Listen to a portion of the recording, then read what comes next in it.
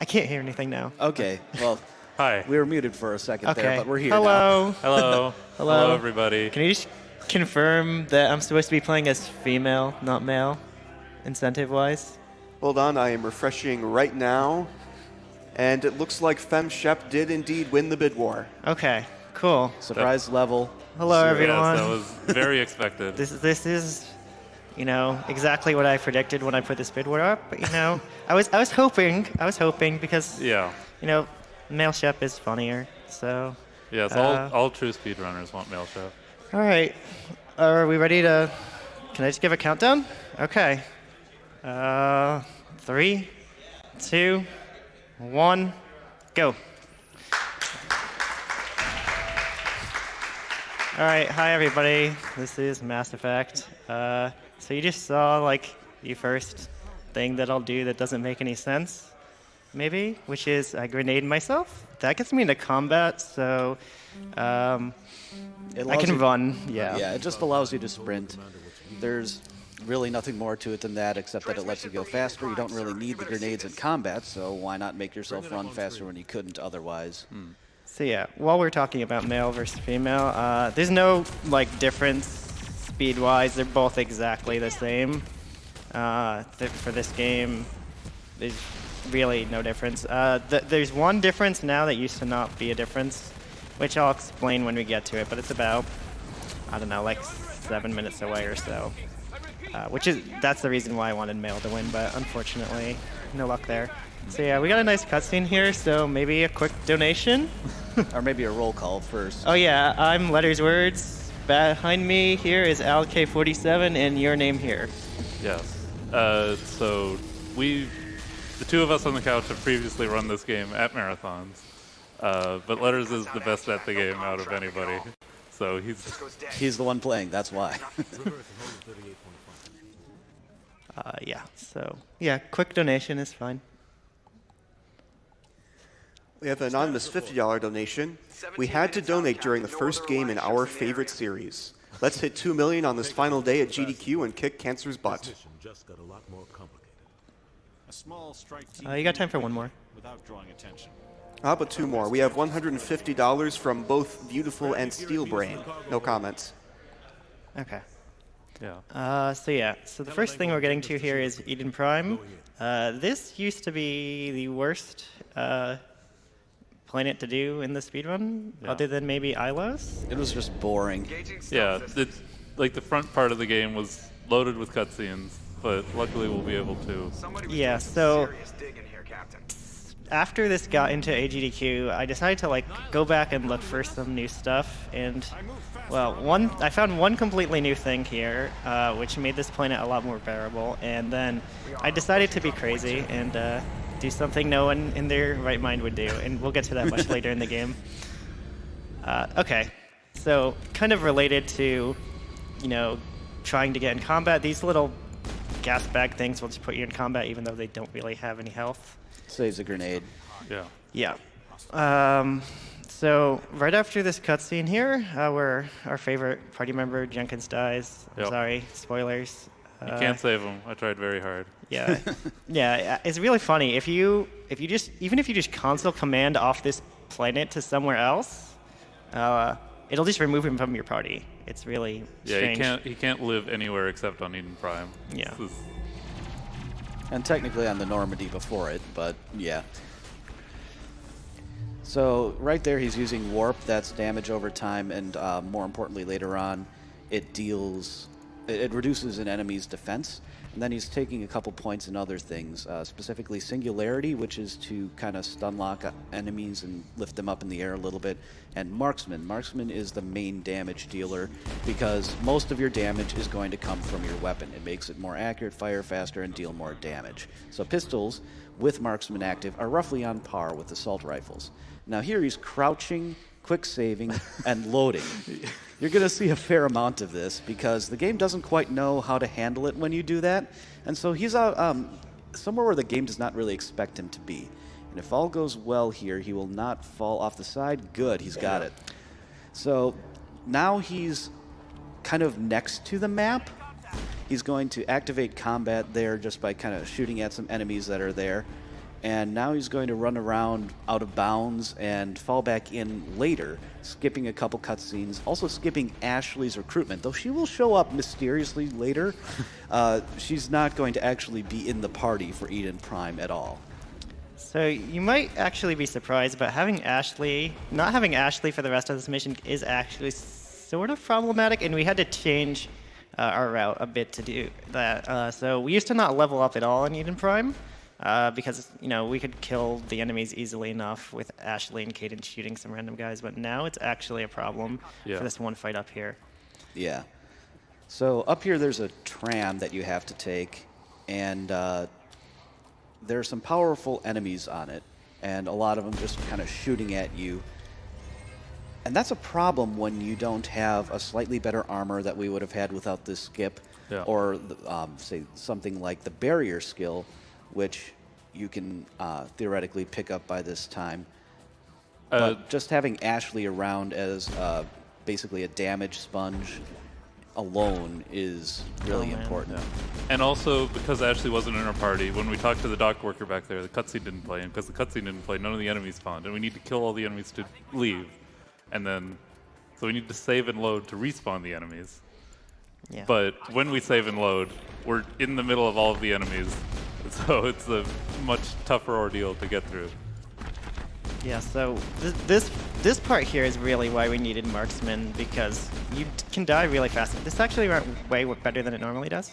Yeah. Also, interesting to note, there's like 2 Geth that are right at the start of this tram. For some reason, you don't have to kill them. I don't know why. Yeah.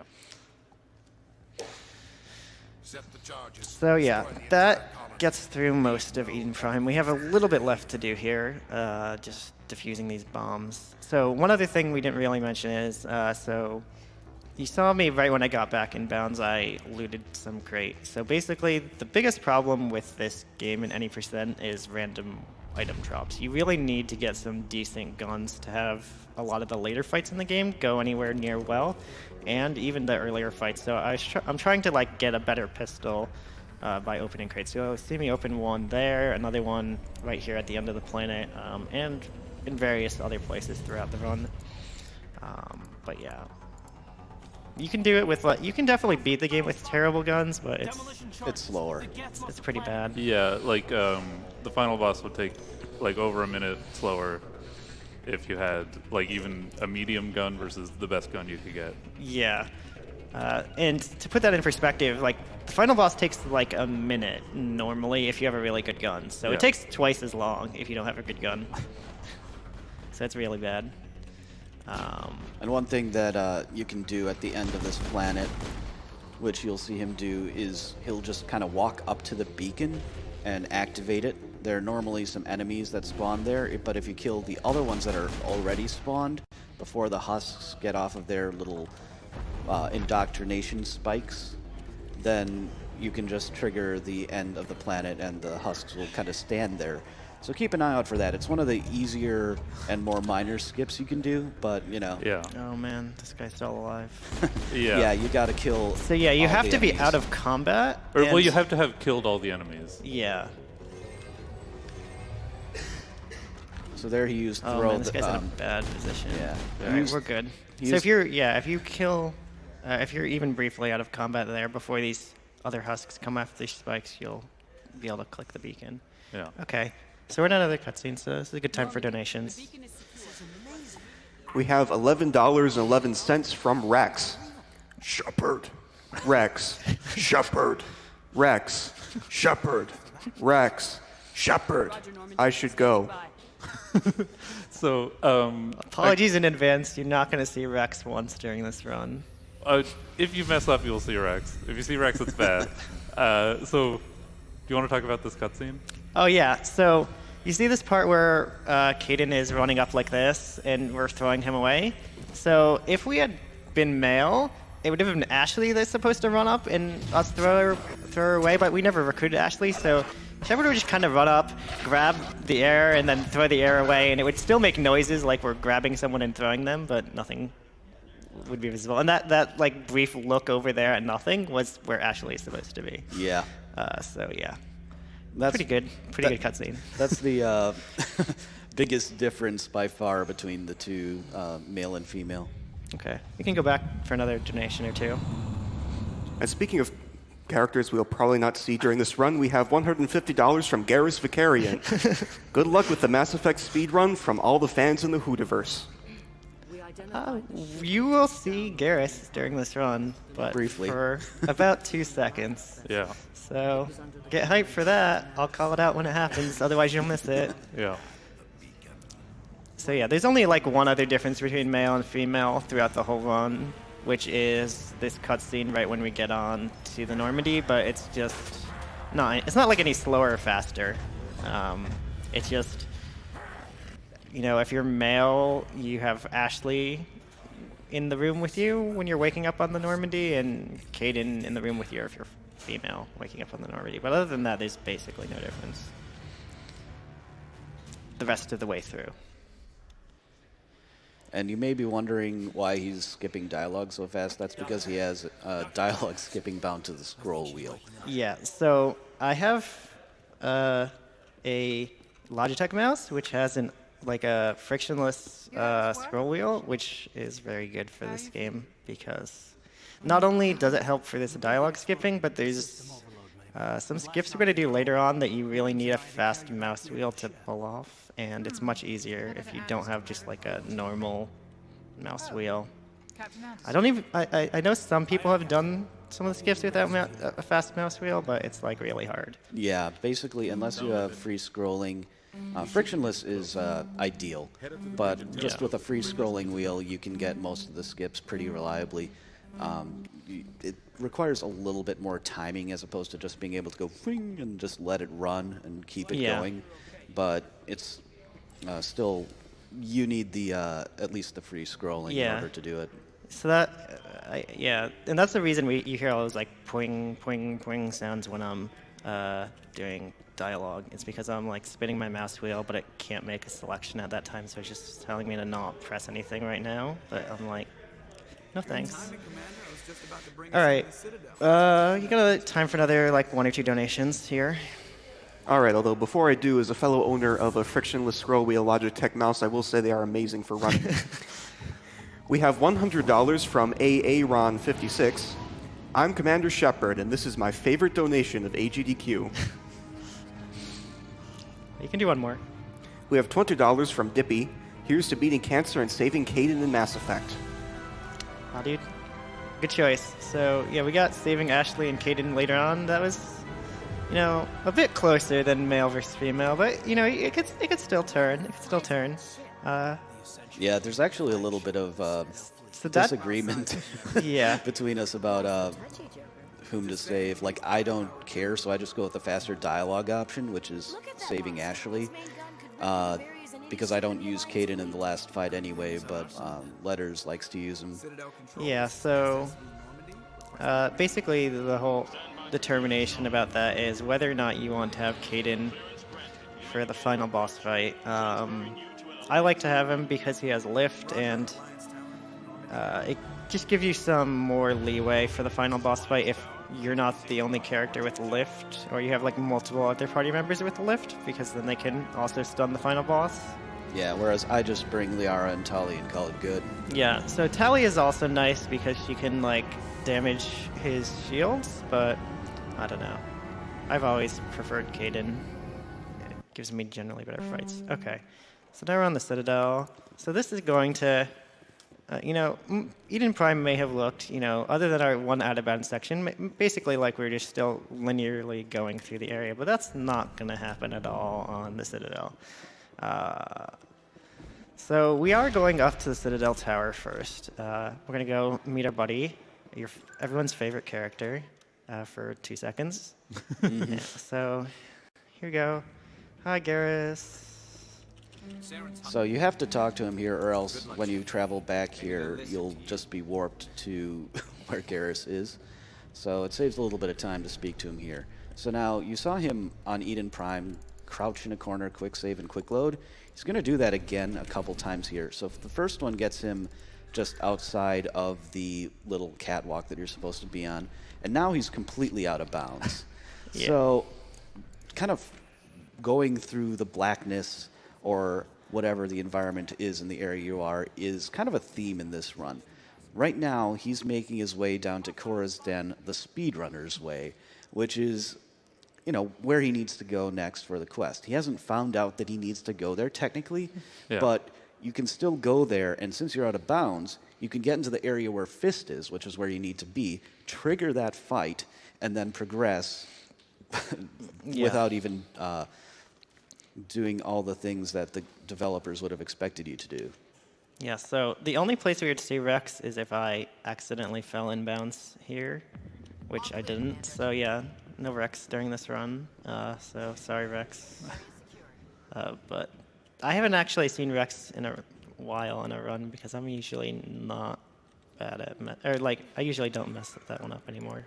But when I was first running this game, that happened to me a lot. I would line up wrong, and yeah, it would happen. Okay, so we need to run back over here to actually trigger the fight with Fist because we're not in combat when we drop down over there because the trigger to put him in combat is back here.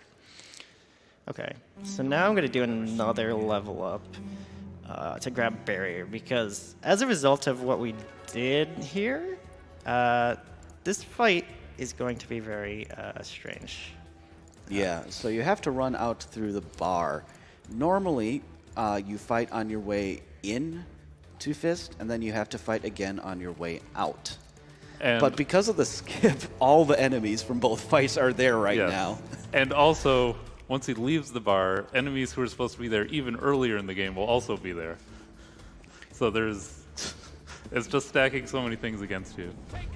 So yeah, because there's so many guys here, I really need Barrier, and I also need to use it twice because otherwise they'll die, most likely. Yeah, it's So- very likely that he would die without Adrenaline Burst and then being able to use it again. So yeah, Adrenaline Burst is actually the main reason we play on Vanguard during this one, which is something I didn't really discuss yet. Biotic powers are really good in this game. So we used to actually play on Adept back when I started running, but I kind of looked into it more and was like, why aren't we just playing on Vanguard? We get most of the same abilities, but we also get some weapon damage boosts, and we also get Adrenaline Burst. So Adrenaline Burst is a really cool ability. Basically, all it does is it takes every other ability you have off cooldown instantly when you use it, and that has allowed for a lot more freedom in using abilities a lot during certain fights, which helps a lot. So I'm going to try to use Throw here, and if I get lucky, which I didn't. Which you didn't, yeah. Yeah, sometimes that assassin will die instantly, but it's actually fairly uncommon. Yeah, he get knocked by the box or something and dies to physics damage. We're not really sure. Okay, good. I did that fast. So there's music that's supposed to play when you finish that cutscene, or finish that fight, when you're going into this. But if you go fast enough, you won't get that. And so I call that music whenever it plays the music of shame, because I know I did bad if I hear it. You only need to be about 5 or 10 seconds slower than I was there to hear it. So it's not that uncommon if you make some small mistakes to hear it. Yeah, it's also very possible for the assassin to deal a lot of damage to you very quickly, and then you just kind of have to duck behind cover or something, and then you're probably going to get that music. All right, so we're going to head up to the Citadel Tower again, because we do still need to progress the quest a bit, and we need to talk to the Council to do that. But as you may have noticed, we didn't talk to the Council yet, and we were supposed to do that before going down to Fist. We're supposed to bring the evidence against Sarah in there. They're supposed to tell us, oh, you don't have enough. Come back with more. So now it's going to try to play both of those cutscenes at once. And that's a problem. So Well, it's a problem and a blessing. Yeah.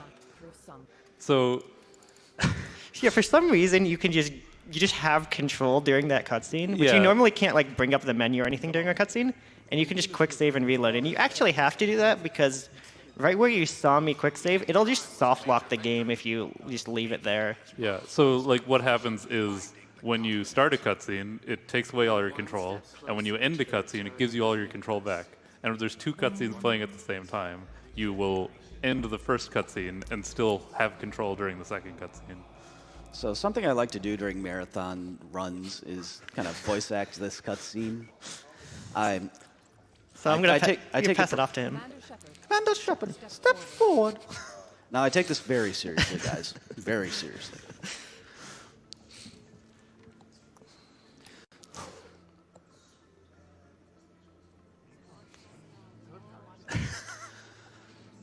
All right.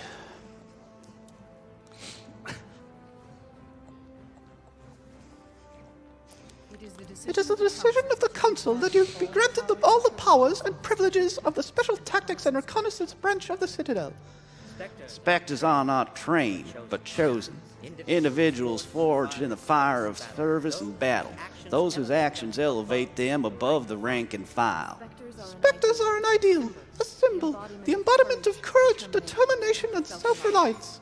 They are the right hand of the Council, instruments of our will. Spectres bear a great burden.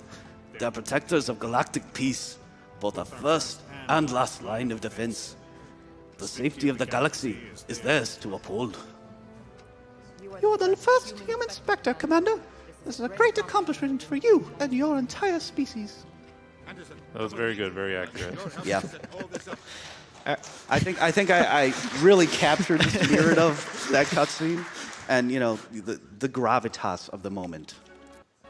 So we are now done with the Citadel. So one thing you may remember from playing Mass Effect a lot, especially on the Citadel, is that there's a lot of elevators, and we really don't like elevators. Interestingly enough, actually, most of the elevators in the game don't start loading anything until like right near the top of the elevator. So yeah, so Like we can skip pretty much all of them without wasting wasting time on a loading trigger. So now we're gonna do that. So this is the first zip in the run. Sometimes when you go out of bounds, it shoots you up way in the sky. Here it's very useful that it does that. So shout out to Glassnog. He's a Star Wars speedrunner, mostly Knights of the Old Republic, and he actually found this setup for this out of bounds, which used to be way more complicated. I used to like drop down below, line up near something, drop off the side, and he just found a way to drop straight down from that bridge up there and hit the Normandy. Yeah. So, do you want to? Someone want to explain it's how like this? just like as a fun fact, below every map in the game there is a Normandy. It's just on you to find it, and if you fall down there, you can go inside. Yeah. So another thing that I didn't mention really is that we use a lot, which is also a big reason why this game is very different on PC versus Xbox, is when you want to get out of bounds, a lot of times what you do is you like walk up to the edge and then you crouch and it'll like drop you off. You can't do that in console versions of this game. So Yeah. a lot of these skips, like you can get out of bounds the same way, but like you can't do anything with it because you just get stuck because you can't crouch and get off the side. Yeah, so far every skip that he's done is possible on console, but the one to get to Fist is only possible through some other shenanigans. You have to avoid crouching and uncrouching and instead do another save load, which fortunately you just have a long enough distance that you can fall where you land on top of the same place you would anyway with the PC after crouching and uncrouching. But for other skips in the game where you don't have that distance to fall, you'll just end up at the bottom of the map and be soft locked. So yeah, so we have 4 main planets in this game that we have to go to. We have to go to Noveria, Pharos, Therum, and Vermeer. And Vermeer doesn't unlock until we've at least done 2 of the other ones. So we've messed around a lot with the planet order, and this is actually a relatively recent change to go to Noveria first. We actually used to go to Noveria first a while ago, but some strats we had made it more valuable to go to Therum first, and now we're back on Noveria first. But it's not exactly the same planet order as we used to use.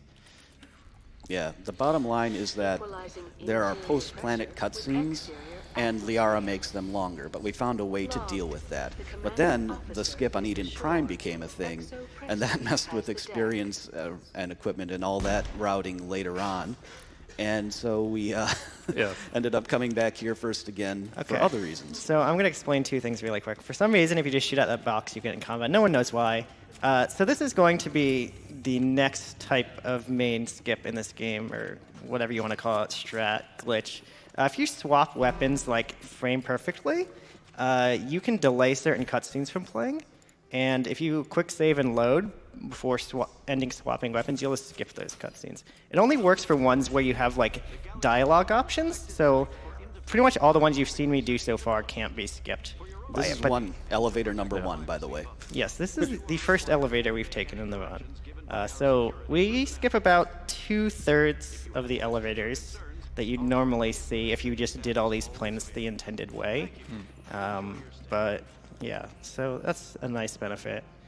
So yeah, it's important to show that off, the weapon swapping glitch there. That's the best chance you're going to like see how it actually works, other than like one other place. Because most of the other times you're going to do it, you're not really going to understand what's happening before it's over with. That's the only time we really do it like on a planet. You'll see what I mean at the end of this planet when I do it again. I'll explain it, but you won't really be able to tell that that's what I'm doing. So these glass panes here are really thick, thin, and you can just kind of do the crouch, quick save, quick load against them and get past them pretty reliably. So yeah, walls and locked doors and stuff, that's all just an illusion. You don't need to worry about any of that. And normally there would have been a very long fetch quest there. Yeah, but no, we're just going into the garage here. So this is going to lead very shortly into the first Mako section of the game. Why are they not moving? Okay, I don't know what happened there. Oh man. Oh man, heal me please. Okay. This is a bad fight. So yeah.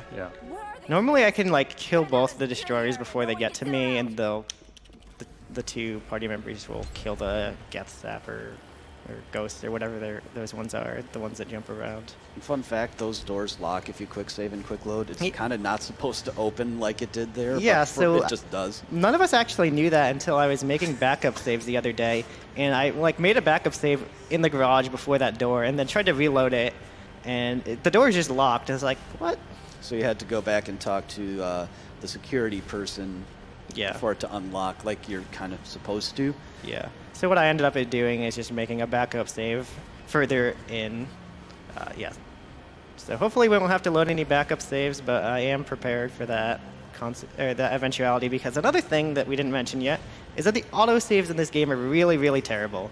Really extremely terrible, especially on Noveria. Like, the first autosave on Noveria, we'll see, is like 2 minutes before the end of Noveria. And Noveria is the longest planet in the run at like 17 minutes. So, yeah, it's pretty bad on Noveria. We have quick saves in a lot of places, but we have to, a lot of the times, keep those available because we use them for skips. And it's also possible that we can get soft locked if we screw something up when we're setting up a skip, and then loading the quick save won't help us at all. So yeah, backup saves were important for this. In the meantime, he's going to be trying to kill things along the way here, especially the turrets, which give the most experience, other than the armatures, which really aren't feasible to kill. You can kill this armature without losing time. I've done it a couple times, but it's more risky than it's worth, because there's just a good chance you'll either go way off the path you want or you'll plummet to your death. So in the meantime, just kind of pay attention to that. You're going to see him doing some turret sniping, but this is otherwise a fairly unremarkable driving section, so we probably have time for a few donations. Yeah. We have $20 from Vino. Will Garrus have time to get any calibrations done? He has all the time in the world since he's not even with us. Well, actually, isn't he still with CSEC, so he has to deal with regulations and all that stuff. We have an anonymous $50 donation. Love the Mass Effect series. My playthroughs take 30+ hours. Want to see how it should be done. Yeah, this is Debatably. this is clearly intended route. They wouldn't have put it in the game if they didn't want you to do it. So Keep going.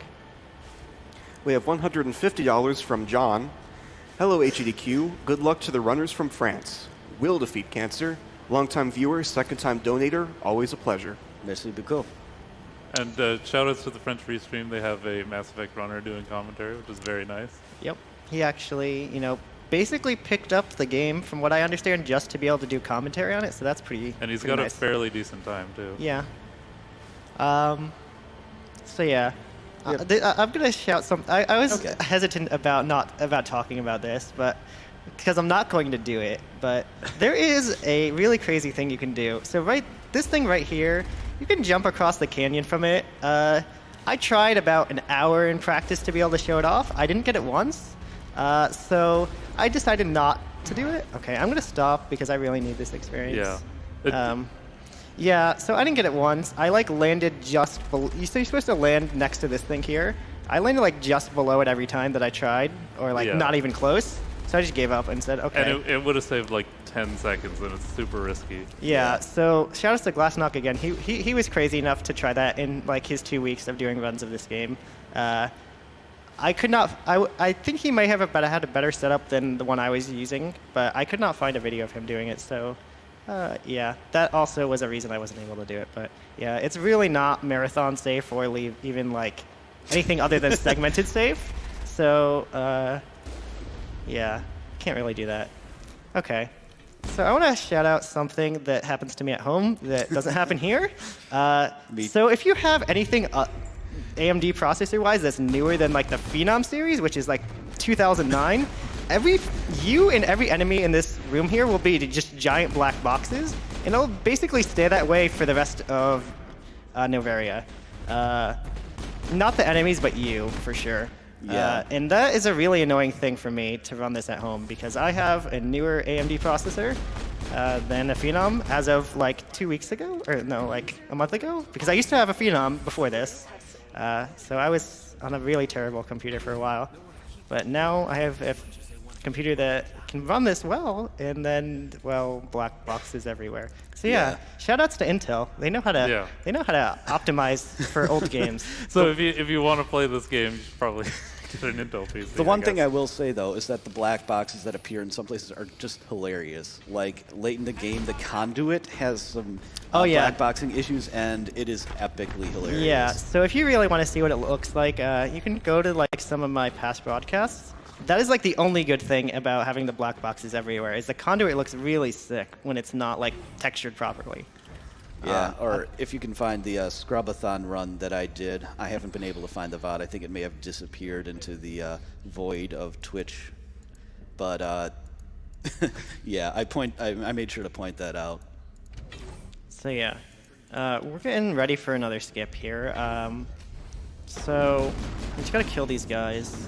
So every skip we do on Novaria is gonna be the one at the end of the Citadel, in that we're going to get teleported to the top of the map when we go out of bounds. That's not true everywhere on Novaria, actually. I was looking for new skips, and I just assumed everywhere on Novaria would do it, but that's not at all the case. If you get out of bounds from the garage at the beginning of this section, you don't get zipped to the top of the map, and then it's completely useless. Okay, so one thing I need to explain that I didn't really do back on the Citadel is that most of the time when you're out of bounds, especially these really long ones where you're at the top of the skybox, you're using the mini-map to figure out where you're going. And it's actually a box. I love how you can see clearly when you're up high how the geometry just is not smooth. Yeah, so what I do here is I look for that little X on the mini-map and bring it off to the basically bottom tip of my mini-map. And then you basically have to line up with the right edge of this elevator marker. And hopefully this will work. This might be too far. Okay, Oh, you that's got fine. it. Yeah, that's good. So this is actually probably the hardest one to line up properly because there's not a lot of leeway. It's pretty easy to get it a little bit farther left from there, a little bit safer. That is ever so slightly slower, technically. I usually use that kind of gray box that's at the top of the tram station as a second reference to further refine my position. Yeah, so you didn't really see it when I was doing it because that's not the way I line it up. But if you look down below you, there's a partially loaded gray texture that's just a box. You can use that to line up as well. It's like the ceiling to the area you're trying to hit. Yeah.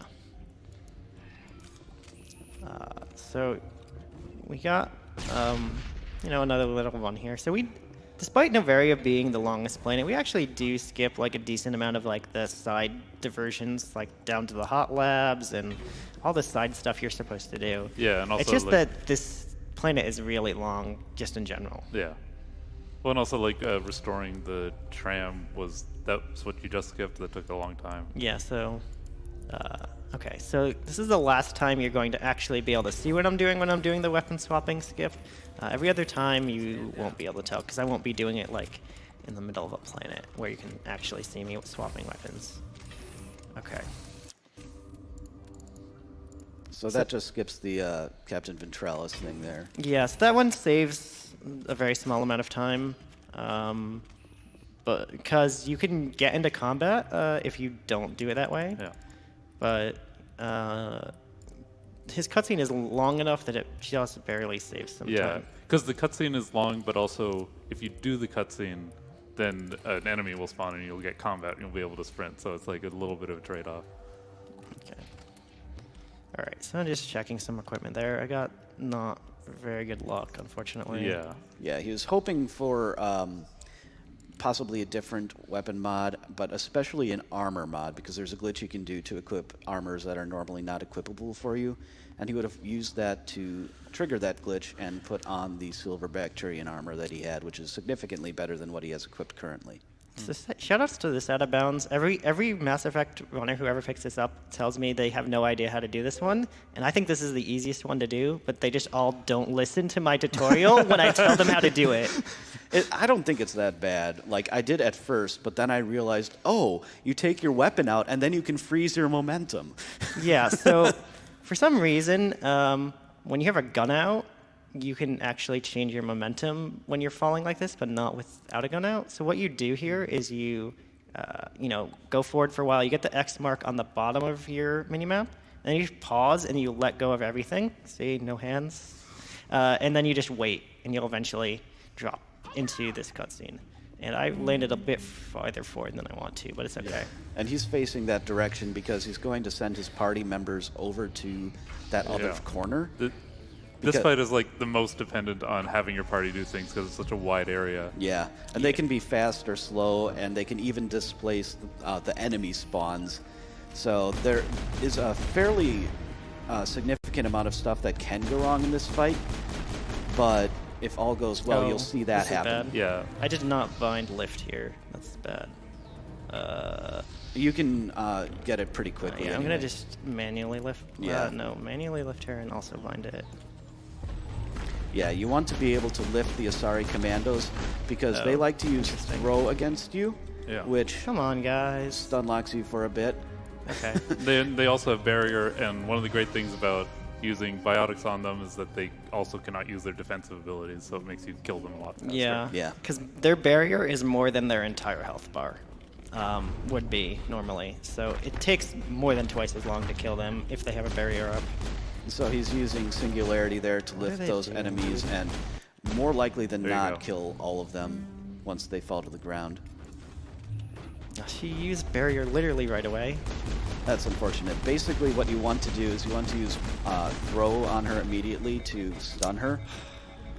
Overheating weapons is annoying. Okay. The first section of the fight went reasonably well, but Yeah, now... so if I died here, it would not be that big of a deal because the one autosave on this fight has already happened. Yeah. And this entire planet has Yeah, this happened. the one autosave on this planet is halfway through this boss fight, which doesn't make any sense to me. So you can see how obnoxious these Asari commandos can be. Yeah, so... Oh man, that one didn't even die either. The one is out of bounds and still alive. There's this gigantic kill plane. It's supposed to land on it when you knock them off the ledge, but So yeah, that was a really bad fight, but we had really bad guns, so it's not Yeah. really surprising. Yeah, still using the starting gun is not ideal. yeah, we're basically, if you're keeping track of what we're picking up in drops, we're looking for pretty much any pistol. Yeah, and we have the pistol, like the second worst pistol we could possibly Yeah. have at this point, which is really bad. And then we have pretty much no useful gun mods because we have one that increases damage against synthetics, which does nothing here. It'll be good later, but Yeah. for now, you'd actually prefer damage against organics. Yeah, so there's two different ones you can get here that would be good. One is, damage against organics, which is shredder rounds, and you can also get chemical rounds, which is what I personally prefer,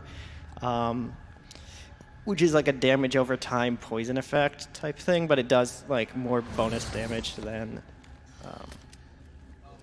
shredder rounds does. So now we're going to get to this. So you may, I think some people may have been expecting that there would be donation incentives for choices like this, but this is actually, we have to make specific choices here to go as fast as possible. Yeah. So we have to, even though this cutscene is longer, if you pick the Renegade choice here of killing the Rachni Queen, we want to be Renegade for later in the run, so we kill the Rachni Queen here, even though it's slower to watch this cutscene versus the one where you let the Rachni Queen.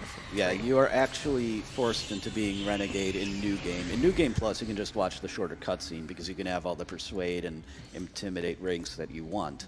But in New Game, you have to pick one or the other, and because of other Okay, shenanigans... well that's bad. Yeah, the grenades love to clip through the floor sometimes, especially in particular places. That's one of them. The one on the Citadel is another one. Yeah, so a lot of times like on uneven structures like ramps and stuff, they'll just clip straight through because stuff is not like close together all the way. Yeah, he does still have a grenade though, which is pretty good. Yeah, so you've gotten 1 or 2 random drops so far? Yeah, for sure. And right now, he's coming up on the end of the... I can't do it. Okay, yeah, he's trying to kind of do a little physics quirk with these benches. Almost got it. But you kind of fly towards your party members. You can actually bump them out of the way. It's kind of funny. So what he just did there was an application of the scroll weapon swapping glitch. What? What's happened? I'm very confused. Okay. What? That's new. We have a Okay. new one, people. Yeah. I've never seen that happen before. That is very weird. Yeah, So what I think happened there, if you guys were paying attention, it popped the dialogue up on the screen. That's because I accidentally hit save instead of load at first, and it went back out into the menu, and then it got confused. But we were fine. We still skipped the cutscene.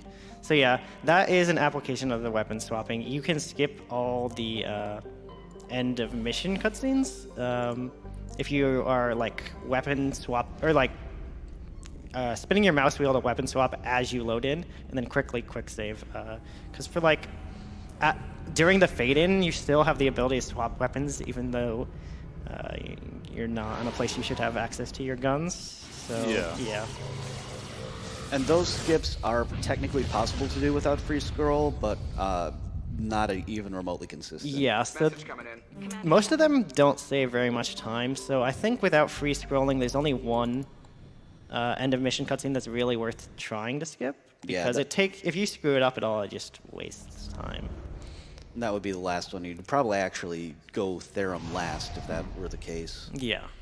But now he's on Pharos. Pharos is normally another fairly long planet.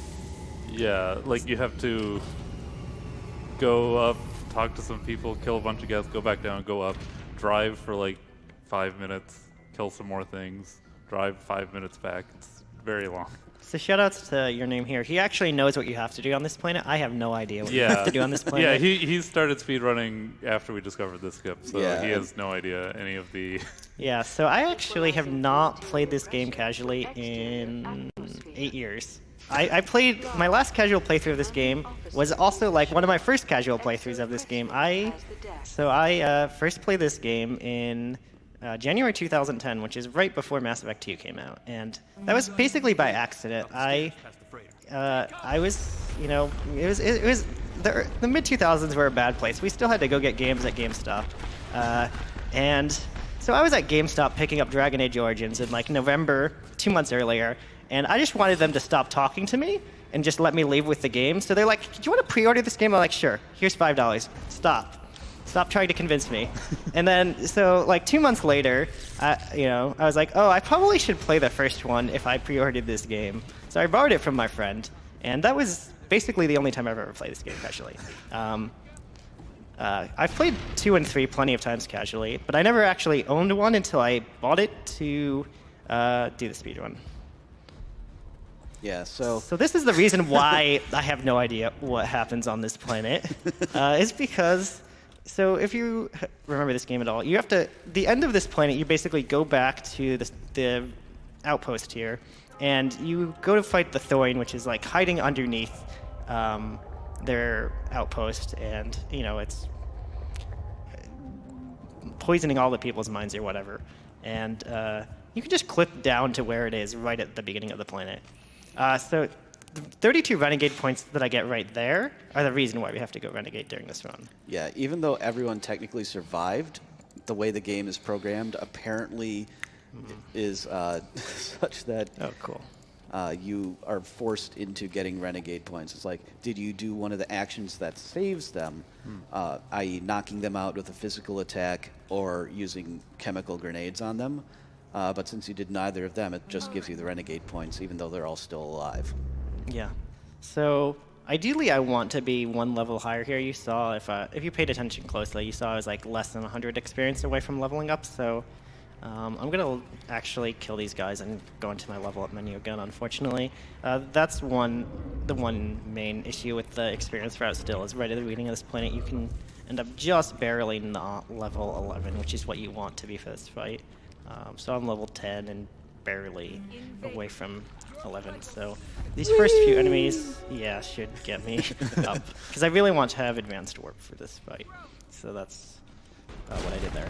Okay, so this fight is probably the most complicated fight in the speedrun, and I'm going to try to pass it off to my co-commentators to explain it, because I actually have to pay a lot of attention to what I'm doing here. Yeah, so there are two things that are unique to this fight. The first is the Thorian node, and the second is the damage resistance mechanic associated with the Thorian node. So the way it ends up working out is you need to kill a certain number of enemies to lower the damage resistance of each Thorian node enough so that you can destroy it. Once you destroy all of them, you win the fight. The Asari clones are worth more than the basic Thorian creepers in terms of how much resistance they provide, as well as having abilities like the Asari commandos in the Benezia fight on Overia. So you want to take them out first for multiple reasons, just to get them out of your way, to kill them quickly, and to drastically reduce the damage resistance of the next node you're going to shoot. There's a lot of cooldown strats, basically. So you might see him also switch to his shotgun, like he just did there, if he overheats on his pistol. He's going to be using Warp on the Thorian nodes to additionally decrease their damage resistance, because that's one of the effects of Warp. But he's also going to be using Throw and Lift, whichever he has available on these Asari clones, as much as he can to just, incapacitate them. He's also going to be killing a fair number of these Thorian creepers, even if they're not associated with a node, just so that his hit point sponge party members can be there to absorb damage and take aggro and just keep the heat off of him a little bit.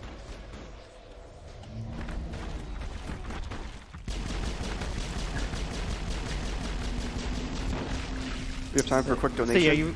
yeah, go ahead. All right. We have $10 from Ace PhD. Hey y'all, great stuff so far, but Dark Souls 3 still hasn't been met, and it's coming up in about 4 hours. Please pitch in for this great run.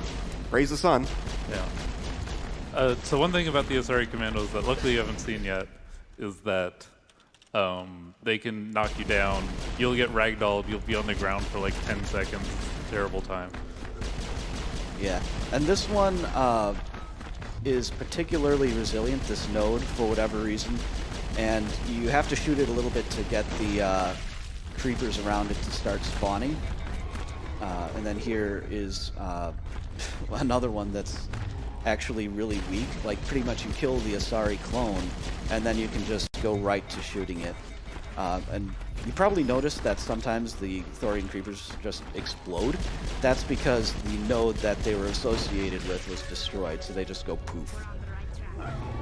So it's kind of a mix of killing the creepers to kill the node quicker, and also killing the node so that you don't have to kill so many creepers. There's a bit of a balancing act. So right now he's in a bit of a tough spot because he had to use 2 powers on one of the clones. So this one was able to knock him down because he didn't have a power up to take care. Oh no! I saw that one coming. All right. So this is like pretty much the worst place in the entire run to die. Okay. I think I'm gonna load a backup save rather than do the whole fight. This one. Yeah, so there is actually a point in the fight where you can just kind of back out a little bit And Where is this? this is before. Okay, I know Yeah. this is. So at this point, you can actually back out a little bit, get out of combat, have any downed party members. Like, see, Caden was very low health when he loaded in. That was because he had dropped when he was making the practice save, but he backed up, got out of combat, the party members raise, and you're able to save in the middle of the fight. So that's one of the fortunate things about making backup saves for marathon strats, even if you would never do that in a Yeah, I thought about doing that because this was not like going so well, but yeah. As soon as I don't know. It was probably better to not use throw to take this one down and just take the knockdown here rather than up ahead, because it's easier to survive back there if you get knocked down than it is up here. But yeah. So if I had reloaded my save, I'd be back before this fight, which means I would have wasted like, 6 or so minutes. Oh my gosh. Oh, Alright, well I did lift them all. Yeah. So at least I won't die. Where did yeah. yeah, So this is like the worst fight in the game. Yeah. I by absolutely far. agree. Yeah. Absolutely And agree. if you don't have good guns, it's even worse. Like, you saw me, maybe if you're paying attention, like, there's a weapon locker in the middle of this fight, and I literally go into that because this fight is so bad. Because, like, if I can get a better gun during this fight, it saves so much time that it's just worth the extra menu time. So yeah, sorry for invalidating this run, but, Yeah, we got a it's no marathon longer. to run here, and we want to make sure we don't interrupt it too much. Okay. Yeah, so here, obviously just finishing off the last node. There are a fair number of creepers that will pop up here, but you don't need to kill all that many of them before its damage resistance gets down low. That was my fault. Yeah, so just switching to the shotgun there to finish it off. It does a lot of damage when you're up close and personal. And there are going to be a few more cutscenes here, so if you want to read a donation or two, this is probably a good time for it. All right, but first a quick update on that Dark Souls bonus game incentive. We are just a little bit over $15,000 away from it. I know there are many of you out there who want to see some Dark Souls, so get your donations in. That slot is coming up fast. We have $50 from Dr. Morden Solis. I am the very model of a scientist Solarian. I've studied species Turian, Asarian, Batarian. I'm quite good at genetics as a subset of biology because I am an expert, which I know is a tautology. My xenoscience studies range from urban to agrarian. I am the very model of a scientist Solarian. I think I may have gotten the melody a bit wrong in the middle there, but it's been a really long time since I've watched that cutscene, so I give it my best shot. Morden's awesome. Morden's great. It makes me happy that he's one of the main party members used in the Mass Effect 2 speedrun. Oh yeah. I'll make sure to get some shoutouts in for the rest of the games, other than 3. Pretend that one doesn't exist as far as speedruns are concerned. Also Andromeda. Well, that one just doesn't exist in general. Sorry, BioWare. I still love you. But yeah. Yeah, you Andromeda was not a good showing for BioWare. I'm sorry. So you can actually interrupt this by doing the weapon swap quick save quick load thing, but you end up stuck in this area. You can't get out. Yeah, so shoutouts to practice. I was actually going to show off something here if you interrupted this because it's really funny, and it had never caused a problem for me before, but I don't know if it's like differences with the route or something, but I tried to do it, in practice, and it soft locked the game. So, yeah, I decided not to show it off because soft locking is bad. But yeah, typically what happens is you can interrupt that cutscene the same way you would with weapon swapping, and then you reload your save, and you could eventually. In my past experience, before very recently, Shiala was just standing there, and you could just re-enter the cutscene by talking to her. But when I've done it recently, she's just not standing there, and then you get soft-locked. So yeah, practice is a good thing. Okay, so I'm gonna go for something that's not really worth it, but I do want to show it off. And this is part of the reason why Pharos is no longer at his previous position in the run. Okay, it's no longer like after you've acquired Liara. So this cutscene is a lot harder to skip than the other ones. Yeah. I got it. Yeah. Nice. Even before we changed up the route so that planet order changed, I would I switched my planet order to what we do now preemptively, even before the skip kind of forced it. That happens sometimes with your weapon out. Yeah, so I'm just holding nothing here. It's okay. It's fine. It is a shotgun, though. Yeah. It just doesn't do anything. So yeah, let me explain how that one works really quick. So when you enter the ship normally, like by clicking the button to go back into ship, which you only do on Pharos, you get your guns taken away like automatically as a process of going back into the ship. So what you have to do instead to skip the cutscene there is you have to mash quick save, and frame perfectly as soon as it lags enough after the quick save to quickly load the game before the cutscene starts playing, because you can't delay it. Like, you basically only can delay it as long as the lag from the quick save lasts. So yeah, it's pretty hard to pull off. And then not only that, once you do that, then when you reload that save, you have to do the weapon swapping thing to skip the rest of the cutscene. So yeah, it's pretty bad. Yeah, and you can sometimes get a weapon swap in there for the first one. The first one is the hard part. Yeah. But it takes longer. Like, he lost real time there by doing that skip, but whatever. He wanted to show it off. And it's a little bit easier, I've found, if you don't have Liara in the party. I don't know why, but it just is, at least in my experience. And one last thing I want to do, I want to say before he starts driving the Mako through here, is that the next planet we go to in Vermeer is where we're going to have to cut off the save Ashley or Caden incentive. Yeah, so we got about maybe like 10 or 12 minutes Yeah. left before we have to close that incentive off. So if you want to see, Ashley or Caden survive, get your donations in for whoever's behind. I assume Caden's still behind, but maybe you guys are being nice to me and letting Caden survive.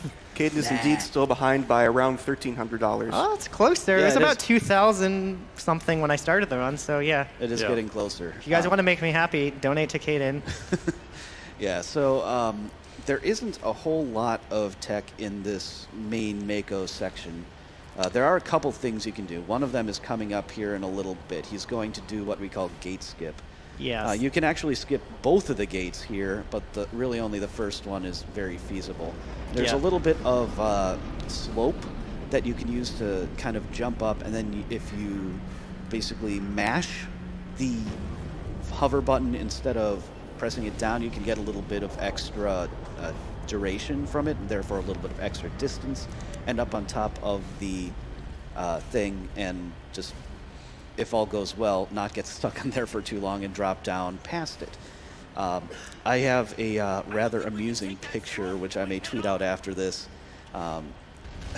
where I actually somehow managed to get stuck at the Mako's front end in that little gap between the circular thing, the cylinder, and the main roof of the little Okay. This is area. probably gonna yeah. get pushed, but whatever. I'm not gonna spend any more time lining it up. It's pretty spectacular, and some really silly All things. right, we got an Edge 2, yeah, which is that's- very good. Edge 2 is actually a good enough Oh, weapon man, to come on. finish the run with. Ideally, we're going to get something better later on, Yeah. but that means, at least we're not screwed Oh, over. cool. We still did reach it from there. That's nice. So yeah, ideally what you want to do with the Mako there is park it like right next to the railing, and you could actually like exit and get on the side of the railing, so you don't have to like run around to the ramp to get into that room. But I don't usually pull it off because you want to get out of the Mako pretty quickly so it doesn't get blown up because they're shooting at you in it. Because the Mako can actually get blown up pretty easily in that section, especially if it takes you like a long time to get over the gate there. Like you saw me there get kind of stuck on the top. That's not unusual to get stuck on the top and still make it over. But ideally, you can just go straight over pretty simply without any struggle. But yeah, that skip I think for me was the hardest one to learn how to do properly in the whole run for sure. It took me a while to get consistent at it, but like I wouldn't say it's the hardest skip at all. Not even on Therum. Oh yeah, it's not the hardest skip. It was the hardest skip to learn how to even do for me. Like, Yeah. but I think the hardest skip to get fast is the other one coming up here. Yeah, this one is in a couple minutes. Yeah. Yeah.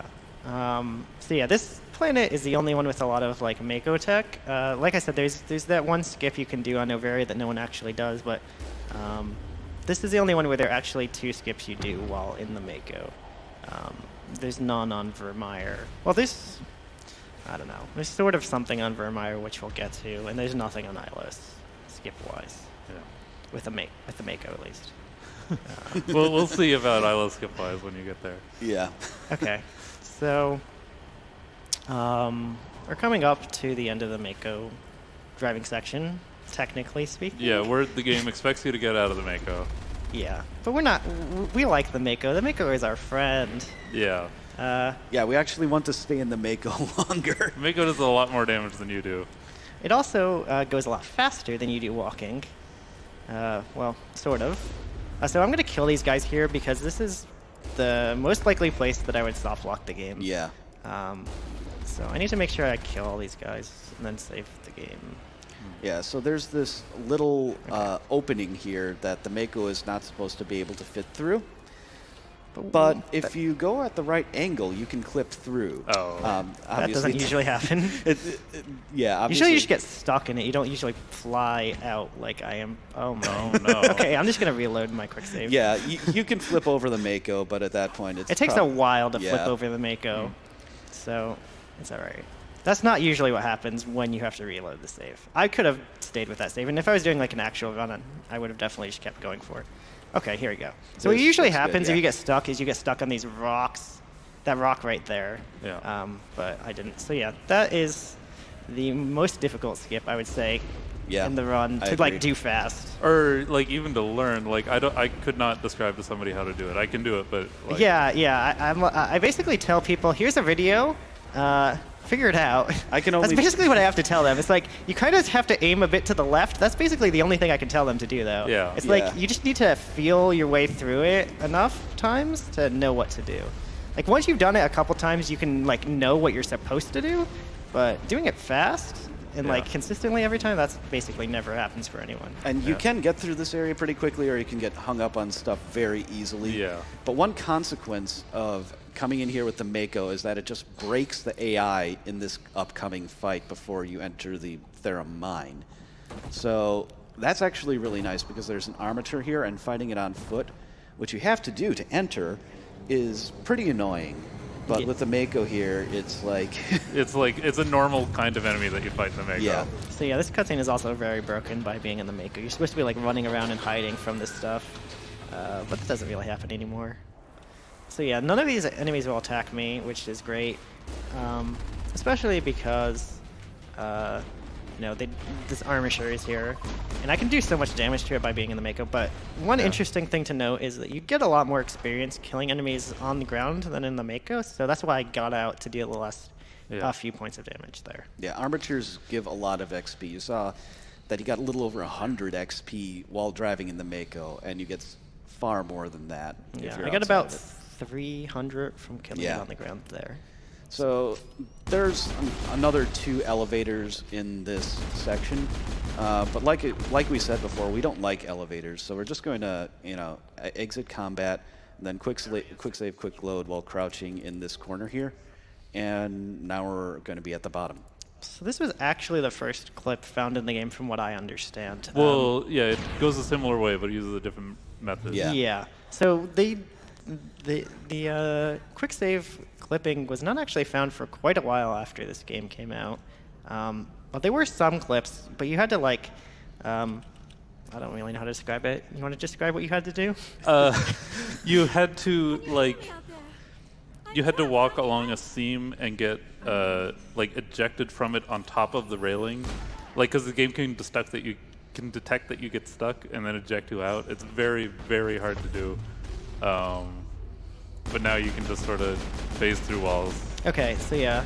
One other thing I wanted to point out there is it's only really ever used right there. I kind of screwed it up, but you saw me try to put my party members in a specific place. When you're on a timer to like enter a cutscene that has some dialogue in it, if you talk to one of your hit talk on one of your party members. Okay. Yeah, like the cutscene was waiting for Liara to finish talking before it would play. That was a pretty good laser, by the way. Yes, not too that bad. is completely random. Yeah, Yes. it's completely random on PC, completely set on console. Yeah, that's the most annoying thing about playing on PC versus console. It's pretty much the only advantage console has, other than having more precise control over the Mako. Oh, also, hi, Liara. Just kind of sitting there inside the floor. Like we said, walls are just an illusion. Yeah, like the sequence of stuff you had to do there didn't make any sense. Like you're supposed to go talk to Liara, then go down, activate the laser, then go somewhere else where you blew up the wall and go up the elevator. But we don't like elevators, so we clip through a wall instead. Yeah, this elevator, however, is forced, so we have to take it. Yes, this is elevator number what? 4? Let's see. There's the one No, there's a bunch on Novaria. in Port Hanshan. There were 2, right? 2. 2 going up, Yep. and then Oh, and then another one going up. So this will make this. 3, 4.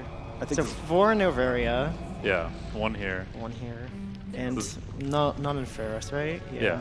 Right. So up to 5. Yeah. About halfway through all the elevators you'll see in this run. Oh, man. So that Krogan Battlemaster can actually be really tough to kill, so yeah. especially if you do this planet first. So yeah, we used to do this planet first before finding the Eden Prime skip, but we no longer get enough experience to have either advanced throw or lift for this fight. If you do it that way, Yeah. and those are the lowest rank abilities that will knock him down. So this fight becomes really not good Yeah. with the current route if you do Therum first, which is why we moved to not doing Therum first anymore. And Krogans in this game are they have immunity, they have a healing ability.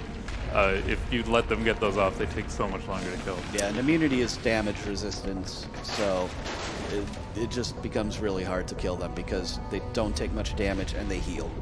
So yeah, there's 2 main advantages of doing Therum first, which I could talk about. One of them is getting the Mako parts out of the way at the beginning of the run. So those tend to be the hardest parts to grind out, getting good times on Therum when you're doing runs. So having it at the beginning is nice. The other is no longer actually useful, which is it also used to be nice to have Liara for combat, but as a result of something we're going to be doing a little later on, we no longer can use Liara until much later in the run. And remember to not put Liara in your party here. Yeah. This is very important. Yes, okay, so we need to cut off the bid war here between Caden and Ashley. So, who do we got? So right now it looks like Ashley has indeed won the bid war, but I'm going to be refreshing in a few seconds here, so we'll just make doubly sure that is indeed still the case. It's okay. You have about, I'd say, 3 minutes or so before we need an answer. We just wanted to get it cut off a little bit early, so if there were any last-minute donations that didn't properly get attributed, they could be fixed. Drop the Mako. Nice. We'll go in hot We think of our donors here at AGDQ. I'll get you in underneath their radar, Commander. Okay. So this is a Mako driving section. It's pretty unremarkable except for a couple places where he has to get out to open gates. And in those places, he's going to try for a rather precise positioning of the Mako so that he doesn't have to run all the way back around and can just kind of hop into it from up above. That's pretty much the only major tech in this section, so it's also a good place for a few donations. Yeah. Yeah, donation is good for right now. When we get to those parts, I'll call it off, but yeah. All right. For a couple of donations. We have $20 from Sorrow Song. Very excited to see one of my favorite games of all times at AGDQ this year. I played the entire Mass Effect series over and over again, and I'm thrilled to see it getting destroyed. Good luck to Letters Words, and here's to a great cause. Kila Salai. We have $25 from Delta KD8. Check yourself before you wreck yourself, Shep. Sad to see a run without my best Krogan friend, but I'm loving the speedy refresher on one of my all-time favorite games. Best of luck to the runners, and save Caden. I'm sorry, Caden. Well, you never know what could happen processing in the next few minutes. Yeah, whatever. You're saving a few frames in the dialogue, so it's all right. I guess it's all right. We have $150 from Hello Nurse. My fiancé and I are first-time donors, long-time viewers, and huge Mass Effect fans. I lost my mom to cancer 5 years ago, and video games helped me cope with her loss. I now am an ICU nurse and help very sick people every day. Thank you, AGDQ and PCF, for all you do. Good luck, letters, words. Donation goes to Runner's Choice. Yeah, my father actually was saved by early detection, so All right. it's very important. So we're going to have to cut off reading donations for now, because now we're actually at the part that we have to do something. Yeah. All right, so what we're going to try to do is we're going to try to park the Mako right here. And if my positioning was right, when I go hit the button up here, I should be able to enter the Mako by just walking along the edge here. So this is the second most likely place I am to die, other than the place where I actually did die. So let's hope it doesn't happen Yeah, here. it's And that's basically- both of these gates where I'm likely to, could die. It's primarily because of these Geth Destroyers, which Yes, can that's- just Yeah. run up and bash you to death. And you also like want to keep them alive because they give you combat to run back. That is an edge 3. That's better. Yeah. That is better. One better than an edge 2. Yeah, there are 3 weapons that you want to get that Oh, are actually... wow. Oh no. That is Okay. So really bad. that's a thing that can happen. So Fortunately, the Mako isn't actually dead. This is something that actually happened to me in my first marathon run for a now defunct event called Crystals for Life, which is the precursor to RPG Limit Break. What happened there is the party and an enemy got stuck on opposite sides of the Mako. So that entire time that he was All going right. up to the To gate, make sure this doesn't happen, I'm going to kill these guys on the bottom. they were just shooting the Mako up. Fortunately, unlike was the case with me, they didn't quite do enough damage to destroy the Mako. That was like as close as it can be to dead without being dead. Yeah. I've never seen it take that much damage and still be alive. Yeah, so that was almost very bad because he would have gotten sent back to the very beginning of Okay, the go Vermeer away. trench run. Thanks. Okay, I think I should survive here probably. I'm gonna kill these guys though, Yeah, you just should to do make that. sure. All right. Okay, come on. Okay.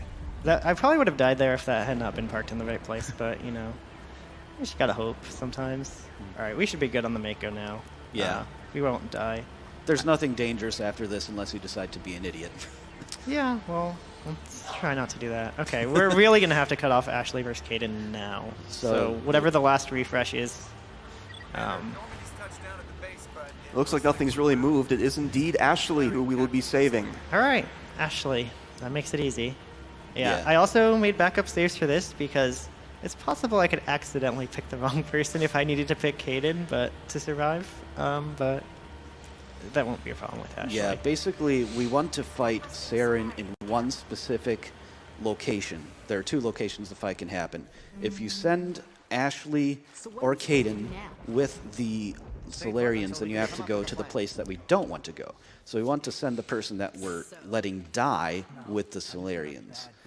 And so the default option in the center is to send Caden with them. So Ashley will be at the place we're going to. And so it makes it a little bit easier to save Ashley because you don't have to make sure that you pick that other dialogue option. Bye, Caden. Sorry. So yeah. Not Liara. Yeah, not Liara. So one thing I do want to point out, which is pretty cool that you won't see here, and that's just a consequence of the planet order, is you'll see me do a skip when I get back to the Citadel in a little bit for the last visit. If you do that skip after having going to Vermeer, but it's not the time where you're like forced back to the Citadel, you'll actually be able to get every party member like just randomly added to your party. Yeah. And that'll bring like Ashley and or Caden back to life. So you can have like Ashley and Caden both with you for Ilos and beyond if Yeah. you really want to. That was actually a donation incentive Yeah. that was met in my Crystals for Life run. Had it been possible in the planet order, I definitely would have made that the third option for the incentive we just did, but it was just not to be. Yeah, it would probably cost. It wouldn't cost a ton of time, but it would definitely cost time to change the planet order to. Yeah, and then it adds accommodate about that. probably a minute or 2 to the estimate to have to do that one. Yeah, you have to do the skip again, which is probably about a minute, assuming it goes well, which it should. Yes. And then like maybe another half a minute to a minute by changing the planet order. So yeah, definitely a Oh man. Yeah. What was I gonna say? A New Game Plus run could definitely do that Planet Order and be fine. Yeah, for New Game Plus. Planet Order doesn't really matter like at all for New Game Plus. Yeah, the only thing that it matters for is where you get your grenade drops in New Game Plus. Yeah, and cutscene skips. So I would still do the Thorian fight in Pharos before I got Liara, just because that cutscene skip is not important, and I wouldn't have to do it, and I don't want to do it. Yeah.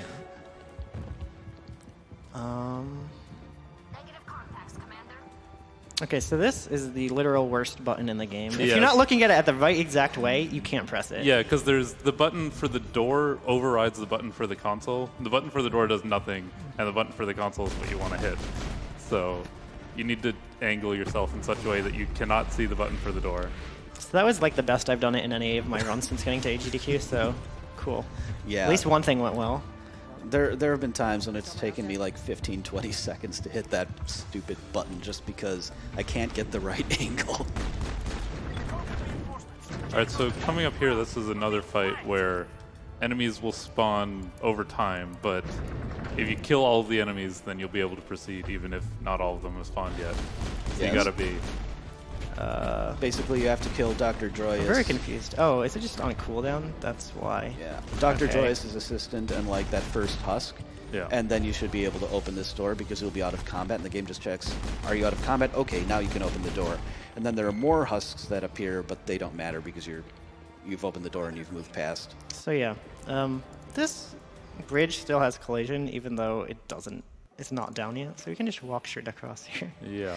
Yeah, it's possible to fall down below, and that's not good. But as long as you're in the right position, you'll just kind of phase through the raised portion of the bridge, just like he did there, without any issue. And there are a few crates and chests that he's going to be checking in a little bit, and hopefully he's going to get a stiletto, a Raikou, or what's the other one, a Stinger? Stinger, yeah. Yeah, those are the three best pistols that he has access to currently. So if he gets one of them, then he's going to have a significantly faster final boss fight, especially. And he also has the possibility to get an edge 4 or 5, which would be Yeah, a slight so upgrade. rank 5 weapons are the best you can technically get during the run, but it's really unlikely. Oh. Oh. Yeah, he's still actually wearing his initial armor, which is not ideal. He should have or get. Oh. Alright, I'm just gonna check if I have anything better. I don't. Well, you did Okay. get a gun and Yeah. a... How about that? That'll regen my health a bit at least. Yeah. As long as I'm just gonna hide back here so I don't die. Okay. Yeah, my Metagel is not gonna be off cooldown anytime soon, unfortunately.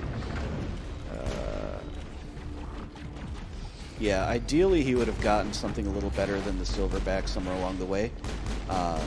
Yeah, I just got too many direct hits from those drones, and they do a lot of damage. Usually, they're pretty bad at hitting you, though, so it's usually not a problem, but... Yeah, you can kind of stutter your sprint to be a little bit more dodgy, but you usually don't have to. Yeah, usually you can So- just run straight up as fast as possible and get hit Yeah. like once, but I got hit twice that time, which is pretty bad. Alright, so... We're gonna take our next level up in a second here after this cutscene, but there's one thing I'm gonna do that I'm just not gonna explain at all, and you guys are gonna just figure out what happened later. So yeah, so we're going to go in here and do this real quick. My only hint will be this is related to why we don't want to use Liara until like right near the end of the run, and specifically like here is the first time we want to use Liara, so that's why we're doing Therum so late now. Yeah. Like we could go like Novaria, Therum, Pharos, which would probably be like ideally a nicer route, but no, it's just not a good idea.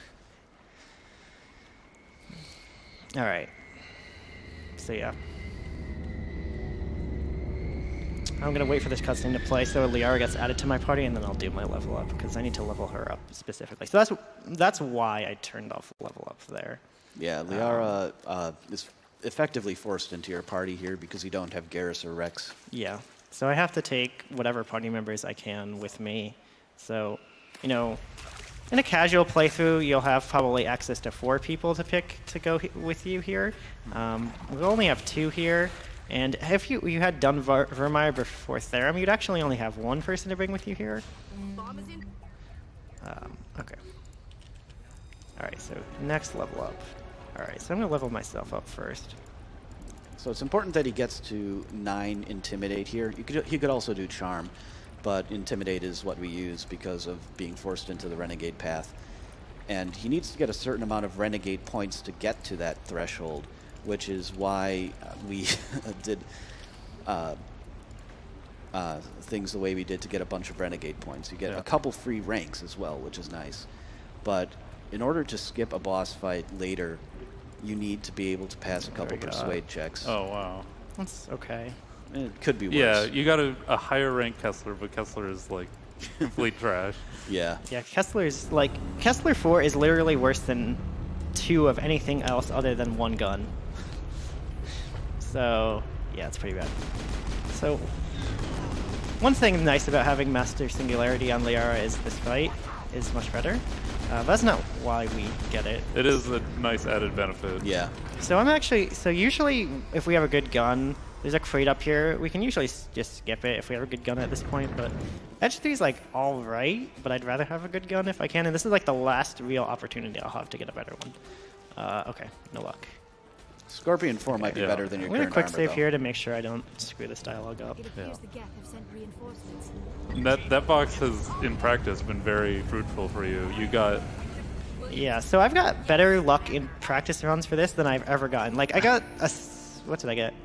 A Stiletto 5, which is literally a gun I didn't even think it was possible to get in this, because it's so much better than all the other guns. It is the best possible gun. Like, to it does get. 190 damage, I think, or something very close to that, and my gun right now does like 130, so it's... Like, this gun is not bad, but it's like significantly worse than Stiletto 5. So he's glitched back here, and these Geth, So yeah, their AI is broken. They're not doing anything. And it's important that you don't talk to your party here because it can interrupt dialogue in soft lock. Yeah. So, like, normally earlier when you were interrupting dialogue, it would allow the cutscene to play. Here, it just makes the cutscene never play.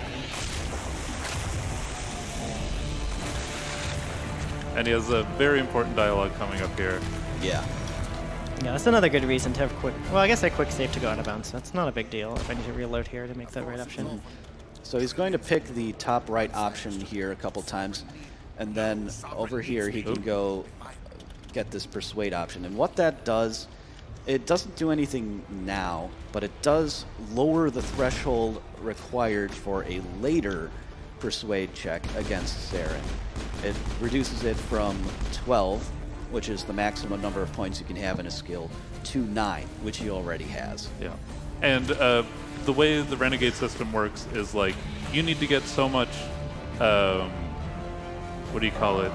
Renegade points. Yeah, Renegade points in order to put points into Intimidate in order to make the Persuasion check. So that's why he needs to make all of these choices in order to get a sufficient Renegade points to hit these thresholds. Yeah, because if you saw it, he only could put, I think, 10 points into it at most, and he's not really going to be getting any more Renegade points before that next check that he needs to make. Yeah, like, it's impossible in this run to get up to the 12 threshold. Yeah, so in New Game Plus, we don't actually have to make that dialogue option because we do have 12 points, so we can just do it easily. And another thing about New Game Plus is that every time you play through the game, you get a free point in both Charm and Intimidate. So you just play through the game like 12 times, and then you'll just have a bunch of free points. You only have to do it 3 times, actually. Oh, yeah, because you also get points from getting Renegade and Paragon. Yeah, so you can get 4 points per playthrough. There are infinite Paragon and Renegade exploits, so you can get it pretty All right, quickly. so now we're forced back to the Citadel, and this is a skip you'd have to do if you wanted to get, Caden and Ashley back to your party, but it cannot be on this visit to the Citadel. It won't do anything. So you have to have like a visit to the Citadel that's after Vermeer, but Vermeer can't be the last planet you go to. But there's no reason in the run to go back to it, so you'd have to watch this whole cutscene. Yeah. Yeah, and since the route used to be Therum last, that's why I was able to do it at this point in my Crystals for Life. So Right, so, sorry. when there wasn't cutscene skips found yet, Yeah. you wanted to have Liara last for cutscene reasons. And a consequence of that is that you can take Liara to the Liara recruitment mission. Yep. Yeah. Exterior atmosphere. Logged. The commanding officer is ashore. And in Exterior- 100% you let's can. do this. Yes. Yeah. Not So a bad this idea. is a place where you have to go out of bounds twice, and it's very easy to get lost. So this is a nice place to make a save. Yeah. But as I was about to say, in 100%, you would also glitch down to the bottom floor of the Normandy, so you can have Garrus in your party while you're talking to Garrus to get his little character mission.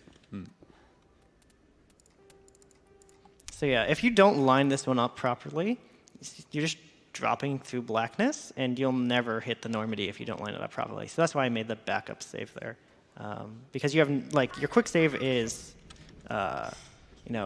getting back in. So if you didn't line it Yeah. up right, you just get stuck in. Yeah, well, you would. Huh, I've never seen that happen before. That can happen to you. Usually not there, but in other places, you can actually get stuck in the geometry and have to reload the save and try the skip again. All right, so now we're headed to Ilos. So yeah, we skip basically the entire like lockdown sequence. Yeah, on you're the Citadel. supposed to like go down and talk to some people and get them to unlock you. But if you just are able to clip into the ship, then you can fly away.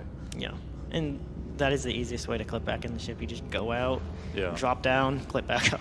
But the problem with it is that like if you don't line it up properly, when you reload the save, you're out of bounds. You have no point of reference. You don't know which way you messed it up. So that's why you needed that safety save. Yeah, and I have many a time failed that when I was on PB pace. So yeah, that is my like kryptonite. That skip. Yeah, mine as Through well, my actually. speedrunning history of this game, it has caused more problems than anything else. It's the one I tend to have the roughest time with as well. Like, as a percentage of times that I get to that far in the run, I've failed there so many times, more than like any other skip or anything. All right, so now we're on Ilos. Ilos is an interesting planet. Yeah. Yeah. That's all I'm gonna say. I'm just gonna let this trick speak for itself rather than explain it. This is something that's been known about for quite a long time. I think the actual first recording of doing something vaguely similar to this was before the PC version of this game even came out. But finding a way to, and then a refined version came from Your Name Here, sort of refined. Like he found like a different way to do it, but it was still like not really at all remotely viable. And then I just decided, well, what if we do something slightly differently here? And that has put it into the run. So the way I'm going to do this is actually probably not going to be faster, but I just want to make sure that I do definitely like pull it off, because it's not that consistent if I try to do it like the fast way. Yeah. It will certainly be faster, but you pretty much get one shot at it. Otherwise, it will lose time. Yeah. But you do skip an elevator ride, so it's a big. Oh yeah, I need to make sure they stay here. Hopefully. Yeah. So, yeah. Alright, so having these bad guns is actually going to make this pretty hard. So I'm going to try to kill everything off here to make this safer.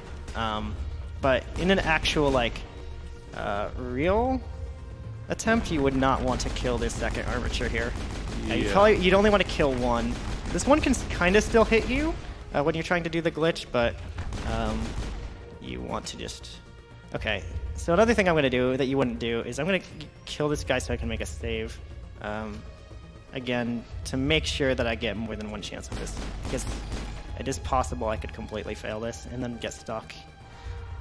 Okay, so we should be good to try this now. Okay. Oh, we're going to need to reload the save anyways. Okay. All right.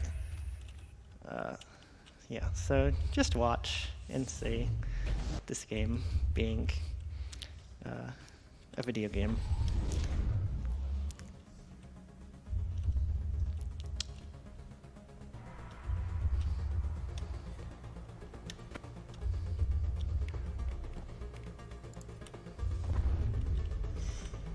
So yeah, we're just flying now. Yeah. Yep. And that allows us to clip down into this elevator shaft, which is the elevator shaft you're supposed to like take to get back up. And we can just drop down here and get into this fight. Yeah. And that, you know, if you do it the, you know, optimal, fast way, that saves quite a bit of time.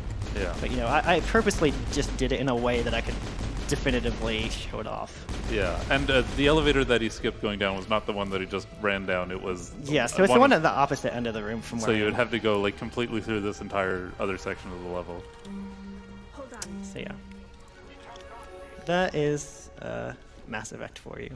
Yes, Physics. and he needed Master Singularity there. Yeah, so that's kind of the reason why it had never been done before. You know, the previous ways of doing that, or knowing that you could do that, is like, we knew that you had to lift to get the box to fall on top of you, so you'd clip on top of it. But then every other way we had done with it before required like lining up multiple lifts and singularities to get high enough to get up on top of that thing. But I was just like messing around on New Game Plus, trying to do it. And I, you know, was messing around with Singularity, and I kept putting more and more points into Singularity, and found out that if you did Master, you could just get it to lift you on top from where the box was. So all you needed to do was get on top of the box and send yourself flying. So that's why I had to do it on Liara. You know, make sure she had points. You can also do it with 2 Singularities, which may end up being the faster way after we look into it more. You could, you know, use it, get Singularity on the main character. You need Advanced Singularity. Yeah, Yeah. Advanced Singularity. So you need to drop 6 points into it that you need to pull out from somewhere else.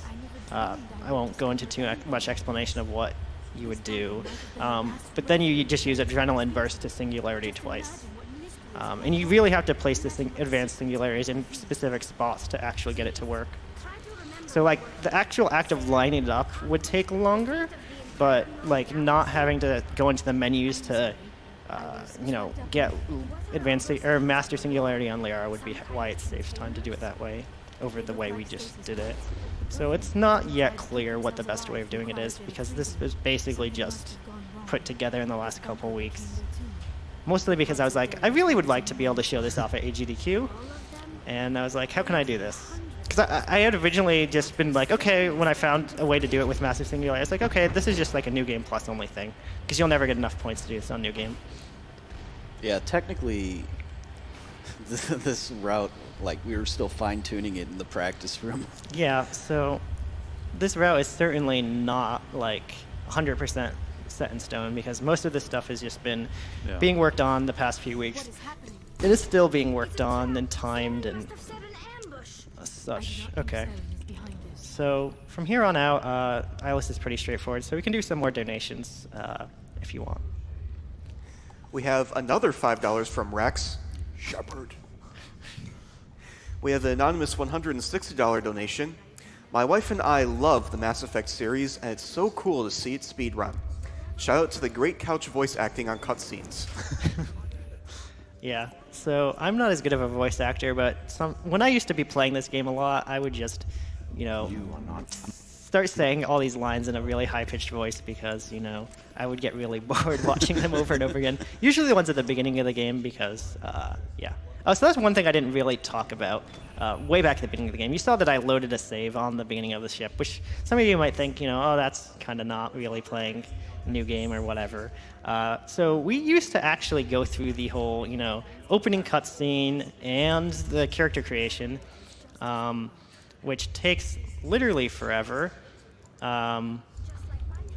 because the character creation takes like 4 minutes. The opening cutscene is like 3 minutes, so you have 7 minutes before you even start playing, basically. And then you play for 15 seconds, and then you have another 2-minute cutscene. So I was just like, I've had enough of this. Let's just start from a save on the ship. And no one else was around to disagree with me, so I'm okay with it. Well, it's also what you did for Mass Effect 2, because Mass Effect 2 has an even longer opening yeah, cutscene. so Mass Effect 2 is more questionable what we do. So Mass Effect 2 has like a 9-minute opening sequence before you get on the Lazarus station, like after you get resurrected. And we actually don't do any of that anymore. That was more questionable because you have to spend like 10 or 15 seconds running around on the exploding Normandy. But, you know, I had done it that way for quite a while, and some new runners eventually came in And they were like, why are we doing this to ourselves? And I was like, okay, let's not do this anymore. So that run is actually, maybe more questionable if it's actually playing the whole game, but the feeling of just getting right into the game instantly, because that game is like really front-loaded on all the unskippable cutscenes. From that point forward, there's really not that many.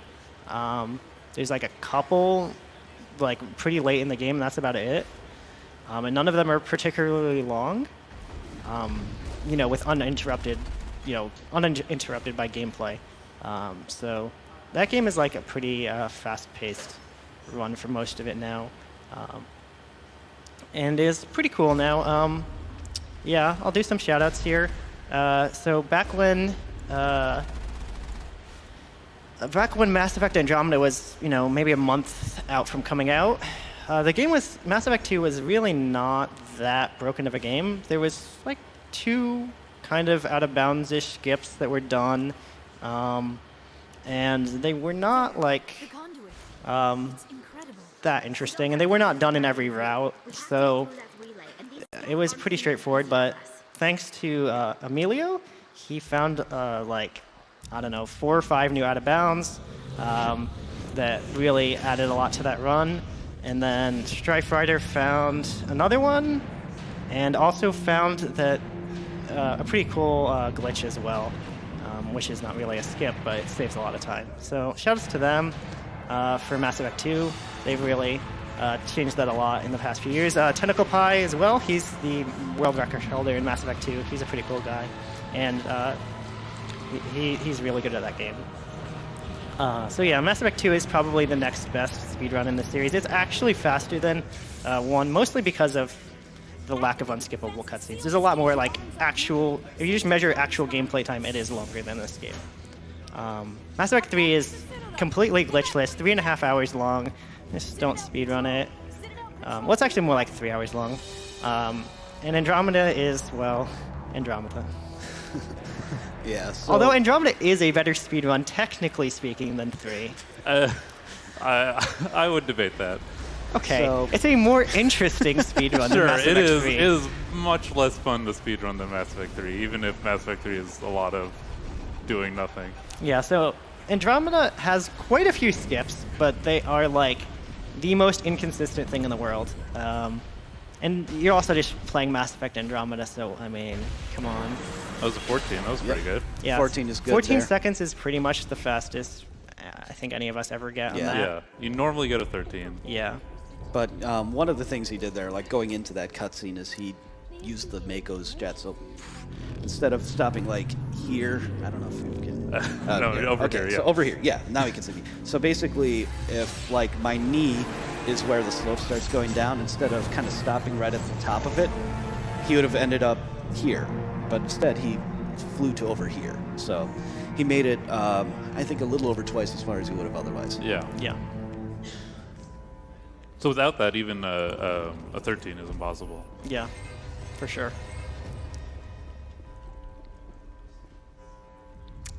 Yeah. Okay, so we're closing in on the end here. So yeah, this game doesn't, the skips never end here.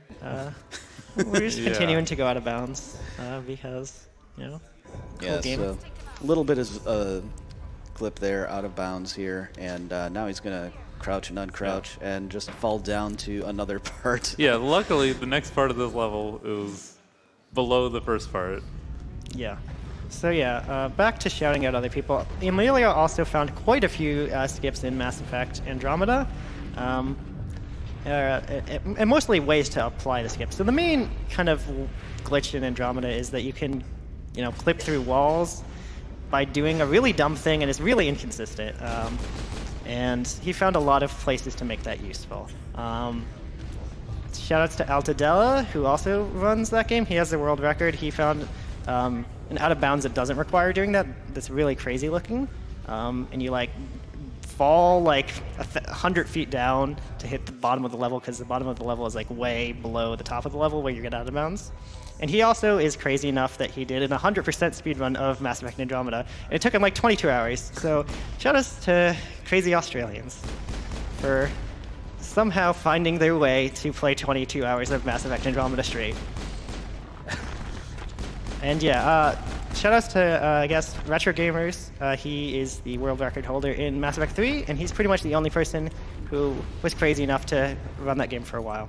Although he does not speedrun anymore, because, you know, real life. But he's a cool guy, too. All right, so this is the fight here that we're skipping with Persuade. This Saren hoverboard fight Yeah. can be pretty quick, but it can also take a while depending on various factors. But you can skip it. So obviously it's faster to do that. Even if you get an ideal fight, it's faster to skip it. But he's going to make sure that he's not picking the neutral option here. One thing that's worth mentioning is that when you dialogue skip, the cursor always starts at the default spot. Even if it immediately goes to the position you last had it in, for one frame it is on the default spot. And it's only on the PC version also. Yeah. So what? So it's actually important for a few of these dialogues, like the like that one, the first Saren one, and That's unfortunate. yeah, you want Master Lift ideally, just because it. And I'm 1 it's point longer. short of it. Yeah. Oh, I'm like 100 experience short of leveling up. I could have paid attention more and I could have killed some Geth. It's okay. Yeah. But anyway, So this is the only Paragon choice we'll make in the whole run. Yes. Like intentionally. shorter cutscene by like 10 seconds. Yeah. Yeah. So you actually make pretty much all Paragon choices in New Game Plus because, They're generally faster. yeah, generally faster. And like almost all of the default options result in the shorter cutscenes except for this one. Yeah. So the default option here is actually the Renegade option of letting it blow up. So yeah, this fight is probably going to be pretty hard. I really don't have that good of equipment here. So yeah, that's kind of unfortunate, but not much you can do about that. Yeah, the basic premise is that you want to stun lock the Saren Husk as much as possible. Slash, no, Sovereign. It's, Yeah, pretty- I'll do it. So ideally, you can stun him twice, once with lift and once with throw. And if you have a good enough gun, that'll be enough to hit the second phase of the fight. But with the guns I have, there's no way that's going to be enough. And that, if you don't have, if you have to use more than 2 knockdowns to take him out in the first phase, that really messes with the second phase. Yeah, one backup thing you can do here is take off squad power usage and just have Liara use lift manually, but then you're not getting a lot of the tech stuff from Tali. So, you know, it's kind of debatable whether it's worth it, because, yeah, you get that extra stun lock time, but you have to shoot Saren that much more. And then you also have to go in the menu, which costs time. Whereas even when he's hopping around, you can generally get a fair number of shots in him, so it's arguably not worth it even then. Alright, so we need to be ready on time in a couple minutes here, just as a warning. Yeah, there are 2 phases to this fight, and there's a cutscene in between them. So at the end of the second one, that's when time is. Yeah. So I'll call out, you know, when to do it as well. Right before.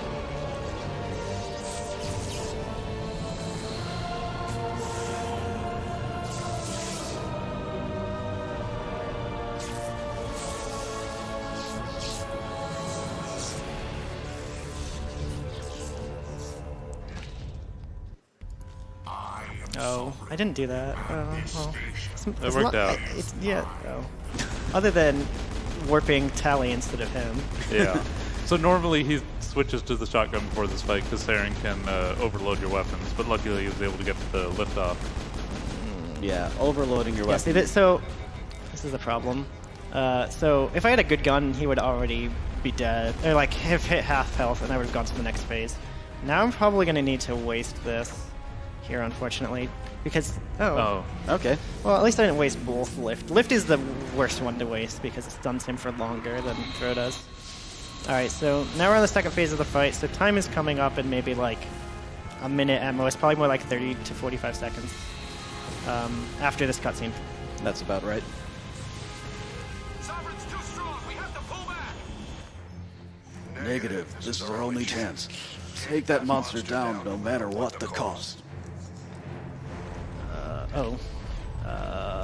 Oh, Yeah, you can miss lift Yeah, pretty easily okay. once Yeah. he starts moving. because his second phase he jumps around a lot more.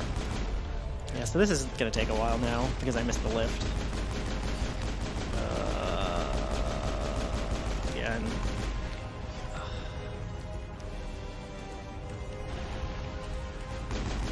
So the final boss obviously has a lot of Probably health just and gonna a have lot of to- shields. it's quite possible I might just have to wait for one of these to get off cooldown to actually kill him. Probably looks like throw is going to be off cooldown first.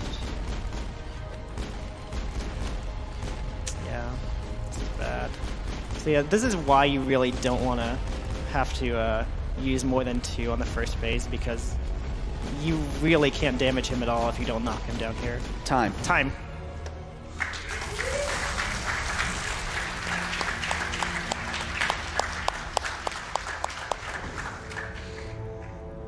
Not too bad.